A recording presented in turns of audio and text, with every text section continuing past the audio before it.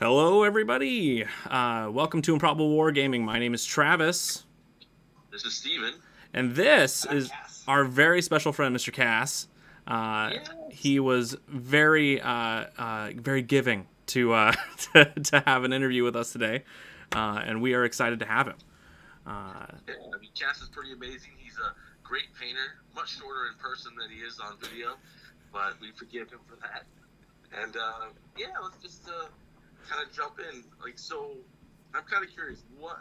I know when I met you several times in person now, and the last time we were talking about fantasy 40K. So is that where you started, or No, I could grab the box. I started with the second edition Warhammer 40K starter set.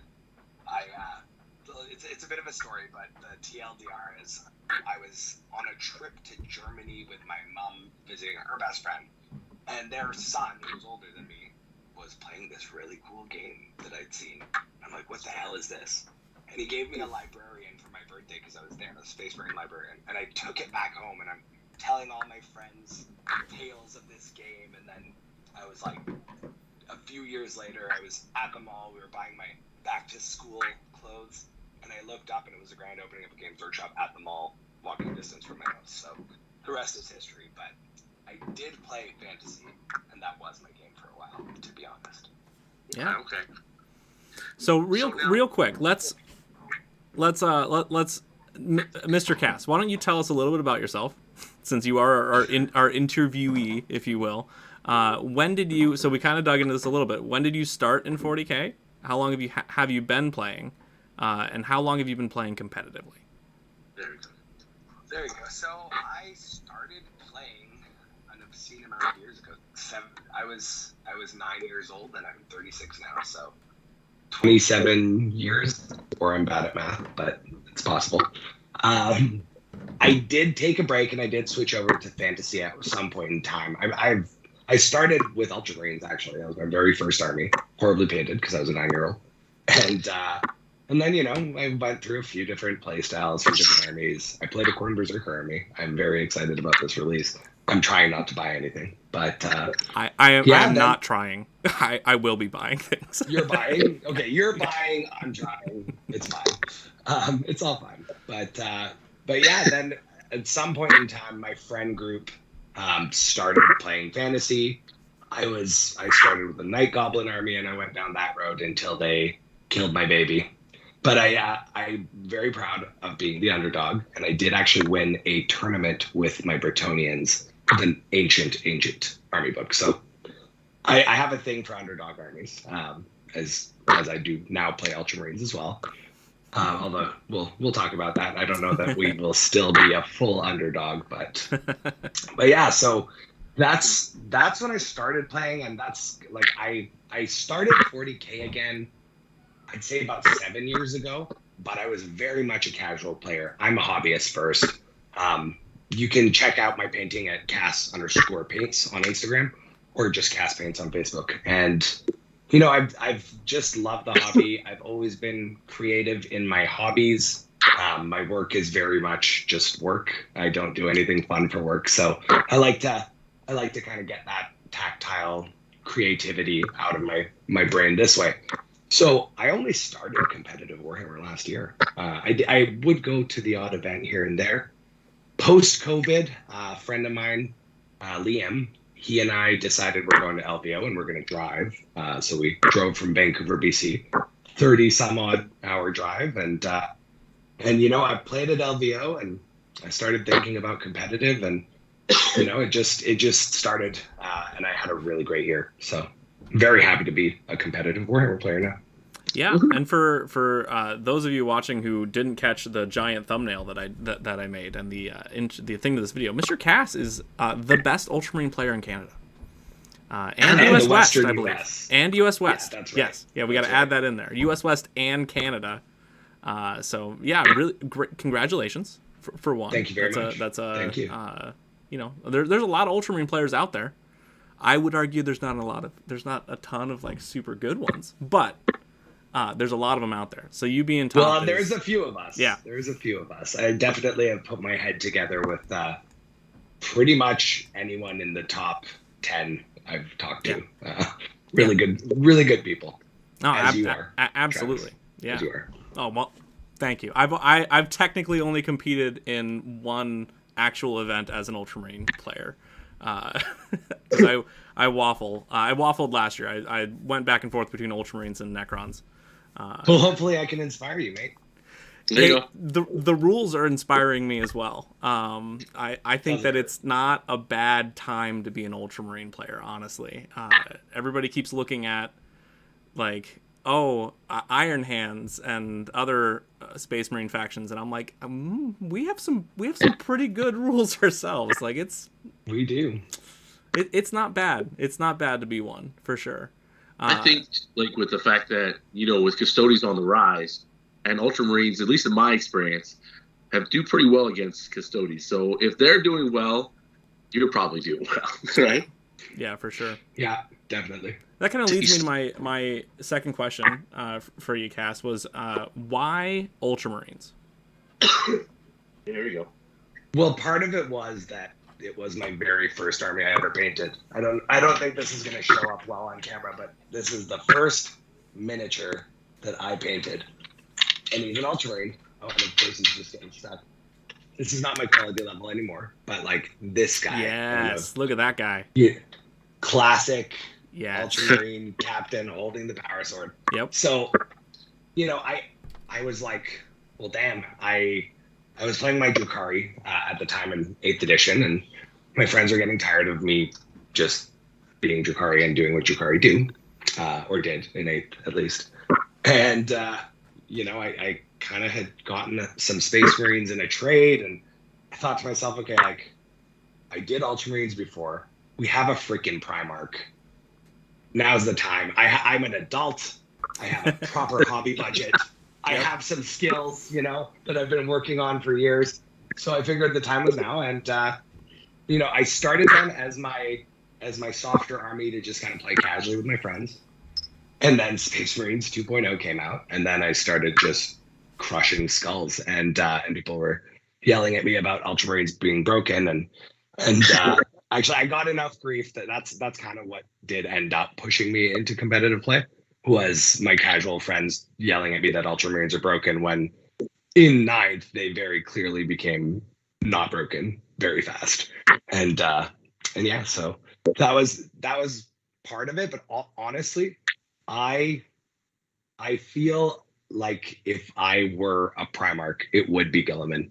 I feel like I relate to him in a lot of ways, like the pressure he feels on him to kind of keep it all together and whatnot. I gotta say, it resonates with me so much, and I'm like, okay, we're not just doing Ultramarines, we're doing Ultramarines with Guilliman, even when he was 380 points. Yeah, indeed. I'm gonna guess that you have read the Dark Imperium series. Is that absolutely? Yeah. Okay, yeah. I just finished it like a month ago, and I was like, I already liked Ultramarines, but I was like, I like them even more now that Guilliman is like an actually like relatable character, and somebody that like you can resonate. Like, they definitely showed his like humanity in that series, versus like 30K Guilliman, where he's like not the most relatable nice guy in the world. And I think like having the trauma of waking up in the 41st millennium as it is, making him like be human, I think that's very strong for me. And I know a lot of people don't like Guilliman or the Ultramarines, but I just kind of grin and bear it when people are calling him girly man. It's okay. Everybody has their own right to be wrong. It's okay. That's true. That's true.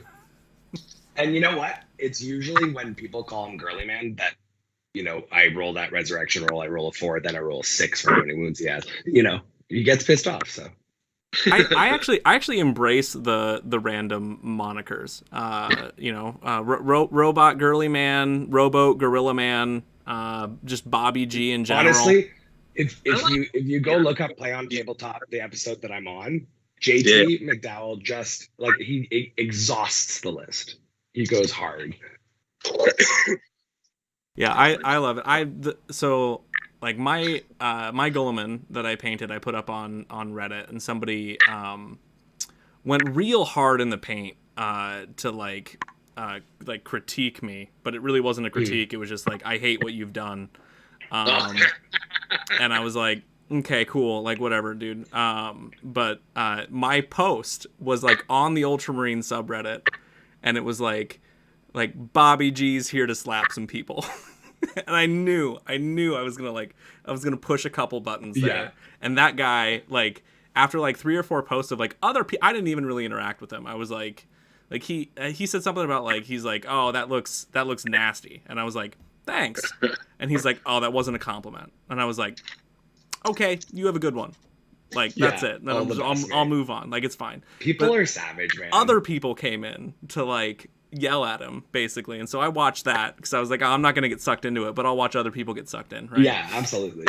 Yeah, I posted my element on Reddit too, and like, he was very much an exercise in OSL.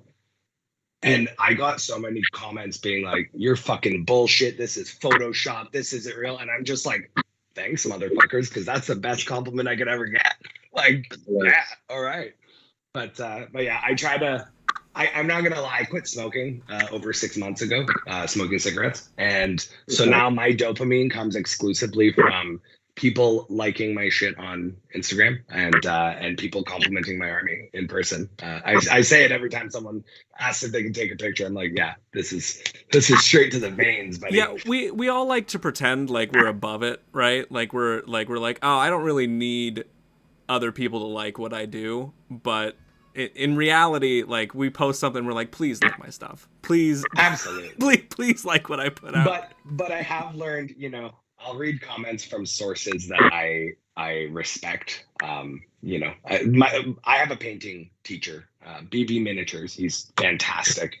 My good friend Brennan, and he said to me, like, when someone gave me really negative feedback when I was working on the Guilliman on a whip part of it, he's like, well, who's the better painter, you or him? I said, well, me. He's like, well, why do you fucking care? So that kind of slapped me upside the head, and I was like, oh, well, you make a really valid point, friend. Why do I care? So, I'm not perfect, but you try to not think about that stuff. I mean, there's people that are just going to troll you. Yeah. Now, speaking on that part of it, I know that you're very, you're doing competitive, not just on the table, but also on the painting side. So, like, I guess a couple of questions. How does it feel to have an article come out from GW with your army being one of the ones they're showing off? And how much success have you had with painting? How many times have you come first, second, third, whatever?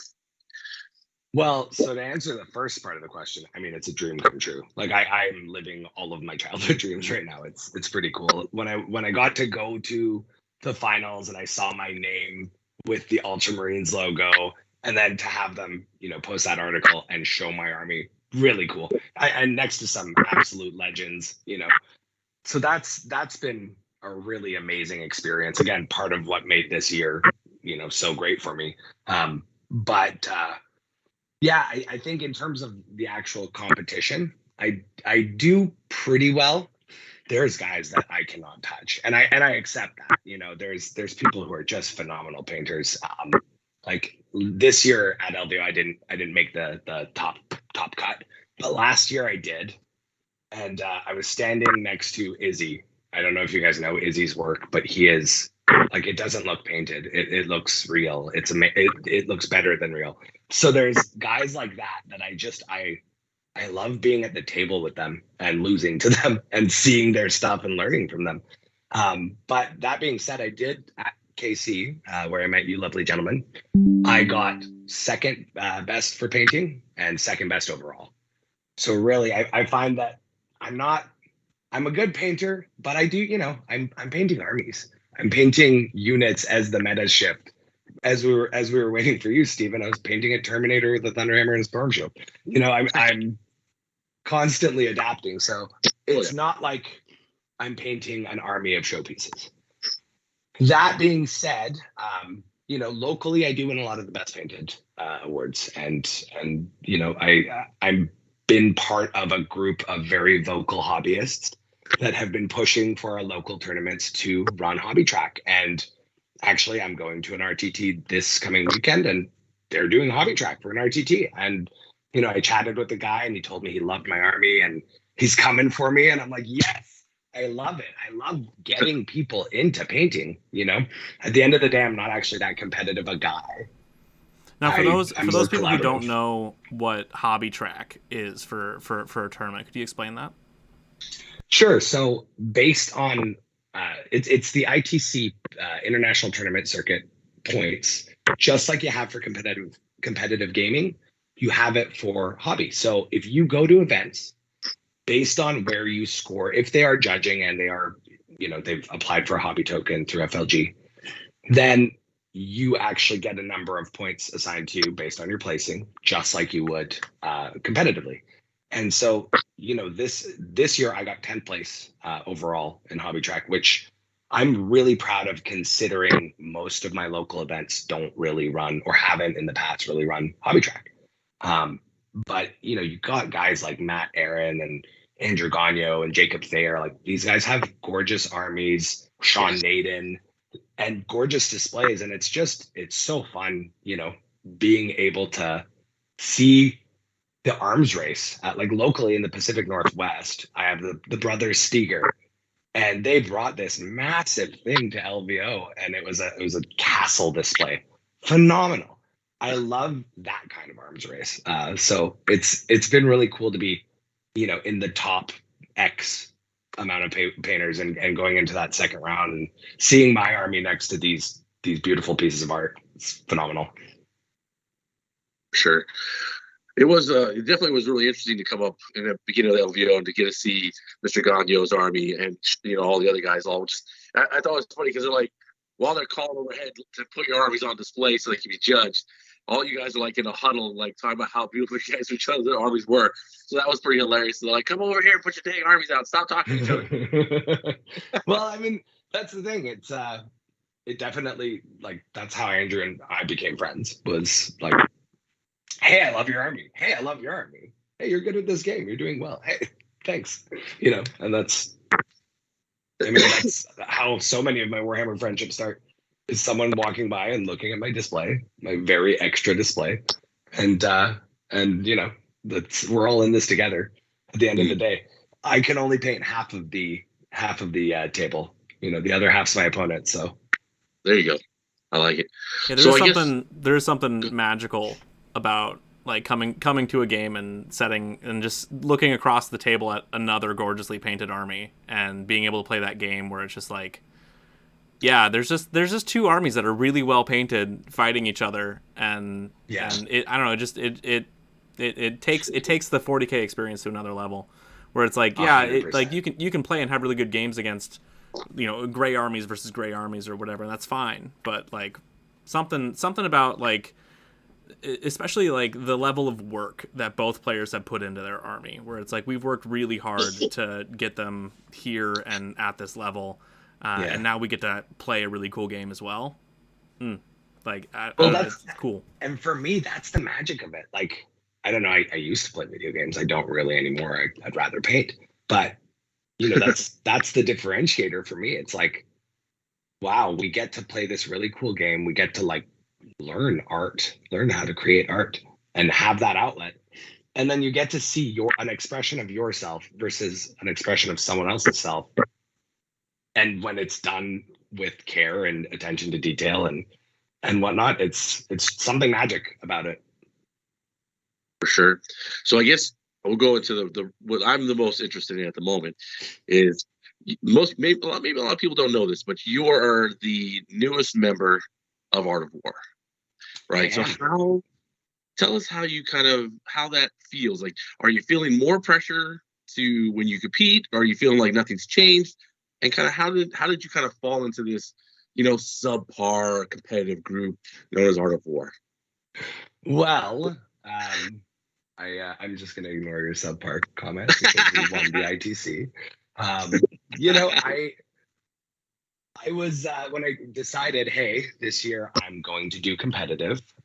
Much like painting, I decided I have a painting coach. Why wouldn't I have a gaming coach? Especially because I know I'm doing this with Ultramarines. I'm not changing my faction. I'm not, I've got what I got. I painted Gulliman beautifully. I built him a display tray. We're doing this, And so I I signed up for coaching with Nick Nanavati, and I picked him for a number of reasons, but I felt like he approaches the game the way that I like to approach the game. I like to have a toolbox army. I don't really run. People look at my list and they're like, "What the fuck is this?" And I'm like, "I don't know." But I adapt, and I think that's the fun of it for me is I don't have the same strategy against two opponents. Like it's just not a thing. So, I felt such like an Ultramarine answer. I'm just gonna say, right? That's right. It's such a way to play Ultramarines. I saw it too. Like when I looked at your list at Kansas City, I was like looking at all the units that you had, and I was like, huh, yeah, all right. Like I'm here for it. Like you've got a lot of interesting things going on here. And a lot of things that do very specific things well. And I was like, yeah, this is an Ultramarine list. I'm here for this. This is nice. I like this. See, real recognizes real, you see. But yeah, so I started doing the coaching, and I thought to myself, hey, we'll give this a trial, a couple months, and see where it goes. If it's working out, I'll commit to a year of it. Not that I needed to. It's just kind of mentally for myself, and also negotiations with my girlfriend. And it clicked, and very quickly it was apparent that like, okay, he is my coach. He's an excellent coach, and all that. But like, well, shit, he's my friend now too. And so we became friends. Saw him, got to know him a little bit in person at the Seattle Open in Tacoma, and then decided, kind of at his behest, kind of at my girlfriend's behest. She really pushed me this year, and I'm very lucky to have her. She told me, you like the GW terrain format, you do well in it. So and you've gotten a lot better since Seattle, because I was improving. So why don't you go to Kansas City? So I went 3-0 day one. And then day two, I was promptly crushed by an excellent demon player from the U.S. Army esports team on stream. Learned what Scarbrand does, learned what demons did, because I'd never actually played against the new demon book. Yeah, well, not that list, I should say, not Scarbrand. But I had a really great game, and then I had sort of met Andrew Gagnon in passing, and he came over after my game. His game ended very shortly as well, but he blasted his stuff off with his tap. So we're just chatting about painting and color theory and lighting, and he got me started. And before I knew it, Nick was walking by, and he just kind of looked at me, looked at Nick, and he's like, "Why is he not on our team? We need another hobby guy." And so Nick said, "Okay, well, let me talk to the rest of them." And then that evening, he kind of put his hand on my shoulder and said, "Hey, if you're into it, we would love to have you." And at first I was a little bit nervous. I thought, like, Jesus Christ, these guys are the best Warhammer players in the world. I have not won a major, super major, or anything. Like I'm playing Ultramarines. But I realized that, hey, they asked me for a reason. And I think there is a bit of a misconception, because now that I've gotten to know all the guys on the team, like everyone is a stellar person. And they're not the trope of a win at all cost kind of character. And I think ultimately, most people who play me have a positive time. And Nick was getting a lot of that feedback, because I'd be open about, yeah, he's my coach. He'd walk by and be like, "What are you doing?" And I'm like, "Yeah, no, this is the plan." And he's like, "Okay." So they're wondering why Nick Nanavati is kind of waltzing up to me. They're like, "Who the hell are you?" I'm just a student. But I think I represent, a sort of different approach to the same thing. Excellence in Warhammer. I'm more of the hobby side. I definitely think I'm equal in sportsmanship as everyone else on that team. And, I think because I don't come at it from this cutthroat sort of competitive way, it's a different angle of the same thing. So I'm feeling very comfortable on the team. It hasn't changed anything for me. My local guys give me shit when they beat me, but they always did anyway. Ultimately it was, I was actually sitting a little bit too far back with Mr. Foster here when the award ceremony went on. So I'm not actually in the photo on stage because I didn't make it up, but I made it to the second photo. Did you at least hear me yelling, "Run, run, run faster"? Were you yelling? I was yelling at you because you were going so slow, and I was run faster, and you were just like la la la. It was the end of day 3. I played the longboard doubles. I was exhausted. I am surprised I even like made it to next to the stage. Now, I was super proud to, I know we've become quickly friends after Kansas and everything, but I was super proud to hear, that you were on Art of War, because I found out, because you're a humble guy, you weren't like telling everyone that you were in, but then I got to have Jack Hartford came into Des Moines and was training us, if you will, the sixes, and whooping all of our butts. And yeah, as he does. I was mentioning your name, that you were a friend of mine, and he's like, yeah, he's on our team. And I was like, well, what? So I'm hearing it from the man himself, and immediately, like, I'm sitting there texting, like, what do you mean you're on Art of War? I was so excited for you, and I agree. Like, I met Nick and I met most of the Art of War guys, and they've all been more than willing to tolerate my chattiness. So I do like them. You're also a very humble guy. People like you, Steve. You're a good dude. But I will say this. I think I'm bringing a competitive edge to the hobby side that, I think Blake Law and Andrew Gagnon primarily were that side of the equation for our team. And I think I bring a lot to it. I'm not going to lie. I've been so proud because after the win and we're having team dinner, John was talking about how excited he is to paint his guard, and I'm like, I will coach you. You want to do freehand? You want to do OSL? Like, let's talk. And he's like, yeah. So I'm very excited to see again, like mine and some of the other guys' work inspiring other people on the team to want to try to push themselves in the hobby direction as well, which isn't something you typically would think of from the best Warhammer players in the world. But I'm creating a monster because you're going to all have to watch out for best overall. Mr. Lennon's going to come for it and get it. Well, yeah, I mean they want to play good and look good, right? That's exactly. And be a great sportsman, triple threat. Yeah, that kind of leads itself to a good question though. So, what did you do to kind of prepare or to get to the point where you felt you can compete on a painting level? Honestly, it's just been like I had some local competition early on, and usually with painting, I've kind of considered myself my own competition, and I've just tried to get better at something with each army I did. When I was playing fantasy, I did Dark Elves first, and I tried a bit of freehand, and I was like, oh my god, I really suck at this. This is a blind spot.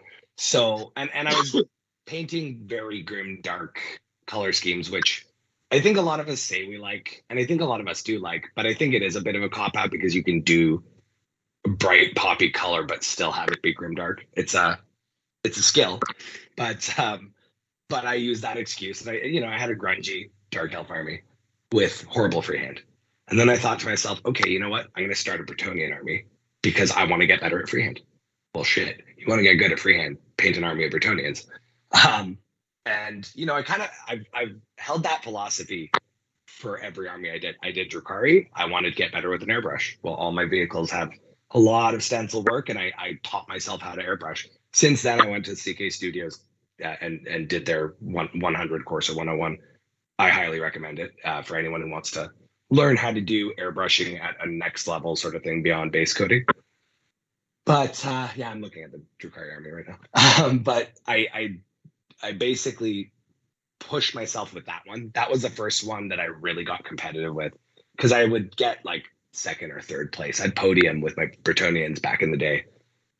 Gentleman who's still in the AOS scene, Ricky Fisher, would typically come and win with his gorgeous displays, and it just really inspired me seeing these people bringing these massive things that were art but also functional. And so I did the Drukhari with the intention. I was playing a friend at a tournament. He was complimenting the army. It wasn't done yet. It was just like partially there. And he won best painted that tournament, I think. And I just said to him, I'm like, look, I appreciate the inspiration. I'm coming for you. And I want to win best painted. And I did with that army. I remember, the sleepless night especially right before the tournament. I think I slept at 6 a.m. and we left at 7. So I was a wreck. I walked away from one of my games at one point and I was like, look, this is a great game. I'm just dead. I need to go grab a coffee. You can put the score in for whatever you want. Good game. And I walked away. He loved it. He was a super competitive guy and was really happy with that. But I won, and then the bug bit me. And yeah, that's like but again, I'm not ever trying to beat anyone else. And that's why I don't get too upset when I don't win. I'm just trying to do better than I did last time. Makes sense. Yeah, I think that's a great way. That's a great way to look at it. Is placing your because we're all our own worst critics, right? Except for me when I posted my Guilliman online, and that guy was my worst critic that day. But like for the most part, we're all our own worst critic. Like I will look at something that I paint and I'll be like, this, I don't like this, or I'll see every mistake that I've made, and for the most part, when I show it to somebody else, they're like, oh, that looks great. Like I don't see anything until I show it to Steven. Until I show it to Steven, and he takes the model and flips it upside down and looks in the cracks where no one is supposed to look. But that's what it's like being on a team, right? You've got a friend that's gonna point some stuff out to you. Steve met my friend who does that, my friend Liam, and now I've got like a little council of people I trust that I will send the works in progress to and ask for that feedback. It's the painters who are on my caliber or better that I'm asking for this kind of feedback. And it doesn't even have to be like, sometimes there's painters that I look at their painting and I'm like, okay, you got some work to do, like no offense, but you're doing things a certain way. But that one thing you do is amazing, and it's like, teach me, tell me. And I think if you approach the hobby with that sort of mentality, you get a lot farther, you make a lot more friends, and you learn a lot.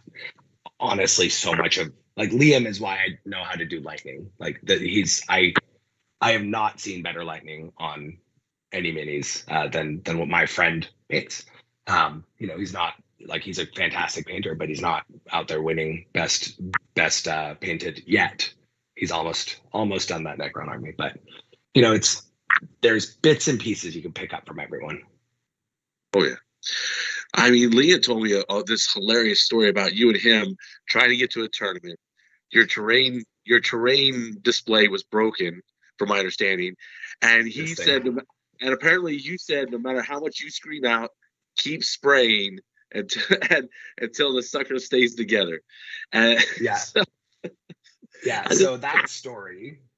TSA destroyed my army display board. I'm gonna put it up because it's not fitting in the frame anyway. They left a little note saying that they did it, which was cute. But basically, hey, we checked this for the safety of everyone. And we were like literally going to a tournament. I hadn't opened the case since I came back from the last trip. And I bullied my local TOs to have hobby track, so it matters. So yeah, we panic glued that thing together, and it was good enough. I think I got a lot of leeway for the cracks and the damage that was there because people knew what happened. But yeah, I had all these plans to hobby during the holidays, but it became this like mental and emotional block and journey for me. I think ultimately, I made a lot of improvements to it, but I didn't want to get super negative about it because honestly, there's a lot of negative things in life, and I'm a firm believer that your hobby shouldn't be one of them. There's nothing I could do about it. I did contact TSA to ask, hey, I'm not trying to get compensation or anything. I just want to know what happened. Like, why did you tear these specific things off? And they didn't give me a workable answer, but I figured, I had an idea and I made some adjustments and I made lemonade. There you go. Yeah, at least you weren't alone because you had someone to hold things together while you panicked. Yeah, no, it was important to have a partner in crime to get that shit glued back in time to like throw it in the trunk and get driving. Yeah, for sure. Cool. Well, I'm thinking we've kind of used up a lot of our questions. I mean, I've got more. Oh, you got a question? I've got more questions. Go ahead. That's where I asked all my questions. I'll just sit here and walk. All right, sounds good. Going into talk too much, so he always asks. I know, questions right? every day.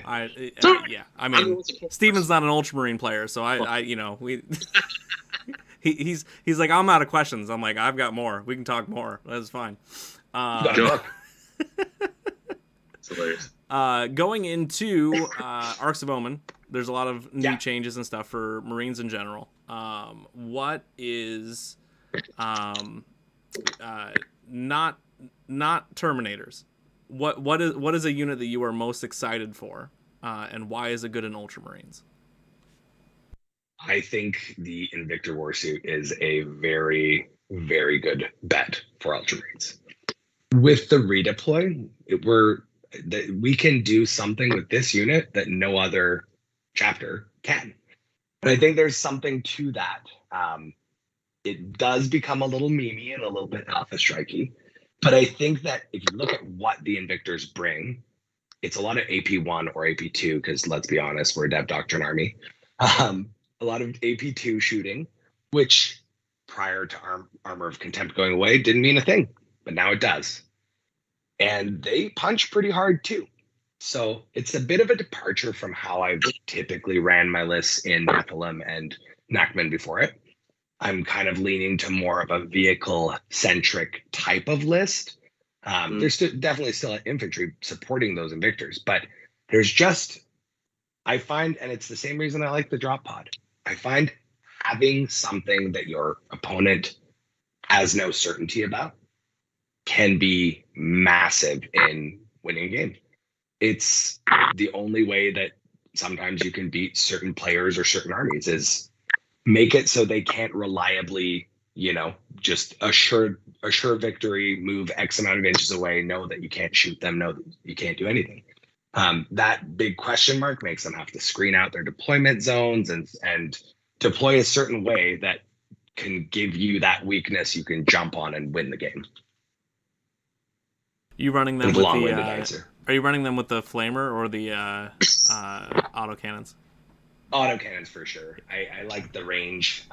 That helps mitigate their uselessness if you go second, I think. Yeah, exactly. And honestly, I don't mind rolling to hit. I have Gulliman, so they reroll their ones. It's something. Yeah, it's weird that they're not core, right? Well, I think we're all used to dreadnoughts. But I guess if you're alive and in a cage, you're not core. But if you're like semi-dead, you're fine.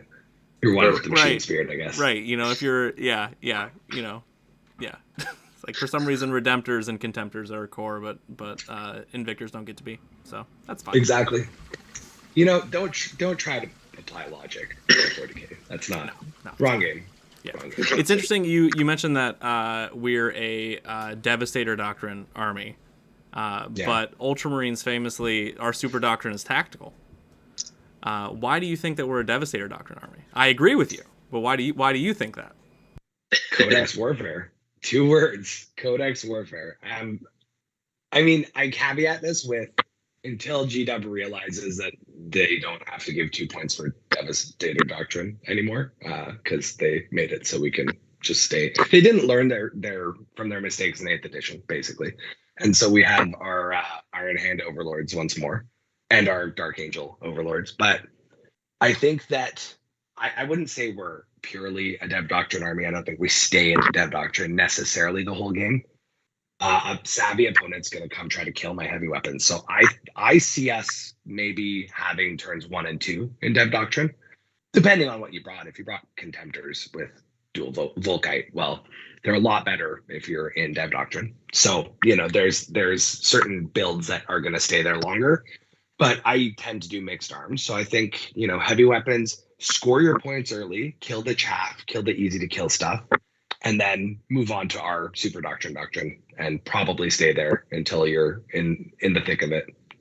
So my reasoning for Devastator is that, so if you look at one of the things that's making like Iron Hands so strong, right, is they get to be in Devastator Doctrine. That's their Super Doctrine, and they get reroll hit rolls of 1, I believe, in Devastator.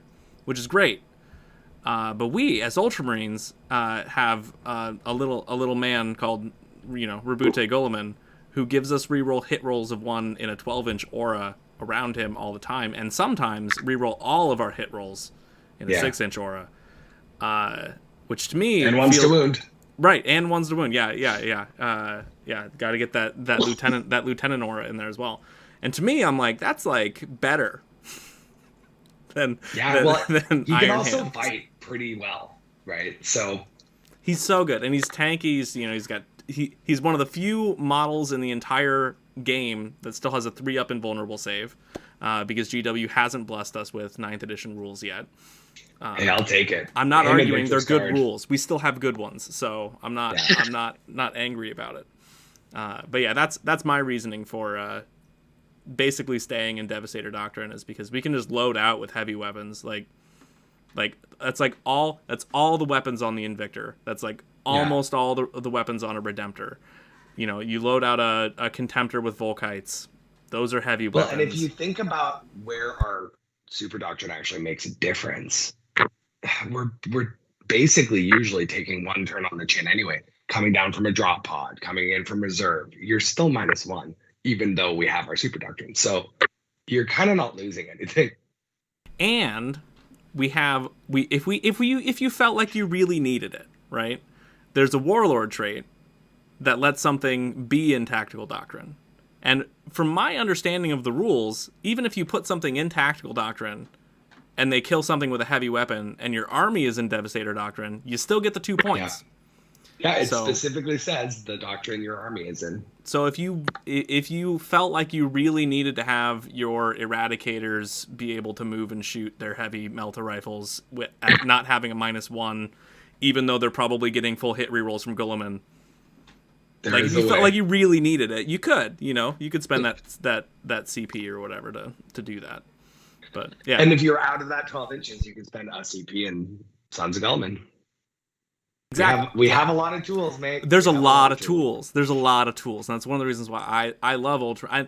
So I got into Ultramarines just because when I started in the hobby, I was like, all right, I need to pick a chapter to paint these Marines.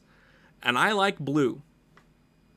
It was as shallow as that. I like the color blue. I want to paint things blue. I actually don't mind the way the box art looks. I'm gonna paint this. And then because I got sound logic. Yeah, I got in painting. I didn't get in playing the game at all. And so I started painting models, and I was like, this is really fun. And then I found a friend and was like, hey, let's learn how to play this game together. And he's like, okay. So we did that. And now I've got a question for you. How old were you when you did this? This was 2 years ago. Okay, never mind. Because I was gonna say when I did this exact thing, I was a kid, and it was like we were not playing Warhammer. I don't even know what the hell we were playing, but I was gonna make fun of how when you start playing a game like this as a kid, you're never doing it wrong. You're making up your own game. No, I got into this 2 years ago. I have a good friend of mine. His name's Alex, who he has been collecting and painting since he was young, I was like, hey, those look really cool. I'm interested in this. And so for Christmas, like 3 years ago, somewhere in there, he gifted me the start painting set, the 3 assault intercessors with the paint set and the really crappy brush. And he gifted that to me for Christmas, and he was like, this, you're either going to hate this or this is going to ruin your life. And I was like, okay, I'm in. And I sat down one day and I painted all 3 of them, and I texted him and I was like, Alex, I'm in. this was a lot of fun. And he's like, I'm so sorry for you and your pocketbook. Yeah. Because the first hit is free. Travis. Right, exactly. That's it. And I was like, yeah, I'm really into this. And so we had we were having our 3rd kid at the time, and I bought the Indominus box, and I was like, all right, this is going to be my this will be my my paternity leave project. We'll be doing stuff with the Indominus box, and so that got me into Marines and Necrons, and those are my 2 main armies. And yeah, Ultramarines were fun to paint, and then I learned all their rules, and I was like, these are pretty fun to play too. I like these guys. These aren't bad. And then I learned that everybody hates them, and I'm like, okay, whatever. It's such a weird dynamic. Haters like gonna hate. they used to be super popular, and now apparently everybody hates them because they used to be super popular. And then now they're not popular, but everyone hates them because they are popular. And I'm like, it's this weird dynamic, right? Where it's like It's a bit of a meme. Yeah, you know. Yeah. I don't even think all the people who claim to hate them. I don't even think they really do. No, I mean you're gonna have the like just kind of the people that don't really play the game. That are gonna be a vocal minority of the like keyboard, they're the worst, and you're like, warriors. okay, like I'm not gonna okay, you can think that. I'm literally never gonna run into you, like you. Exactly. Yeah. Exactly. Yeah, but yeah, I'm excited for Ultramarines in the next this next season. I think Invictors are really good too. Yeah. Yeah. I'm excited to see what you run too. I think that's the funnest thing about a big shakeup like this. It's like I'm looking at certain Ultramarines players and being like, what are you going to bring? Let's see what we can come up with that works and run it down people's throats. Let's do it. Well, I think that I could ask you more questions, but let's we're getting close to probably calling it here. We'll have to have you back on and chat some more. And I would love to. Thank you again for having me on. This was great. Love you guys. Love your work. Yeah, thank you very much, and thanks for having thanks for being a part of our community, and for making amazing Ultramarine models and playing them very well. So, yeah. Thank you very much, Steven. You got anything you want to say? I miss you so much, baby. Miss you too, brother. Miss you too. Don't worry, we're gonna find an event we'll cross paths at again. Are you coming to Show Me Showdown, or are you going to be in Kansas? That's the big question before we wrap up, I guess. I have too many things going on to be able to give you an answer for that just yet. But I'm sure I will give you an answer. I'm texting you very soon, man. Sounds good. All righty. Well, thank you guys so much. Thank everyone who was tuning in and watching this. Thank you very much for being a part of this community. If you haven't already, give us a sub, give us a like, join our Discord where Mr. Cass is in there. You can talk to him until he blocks you.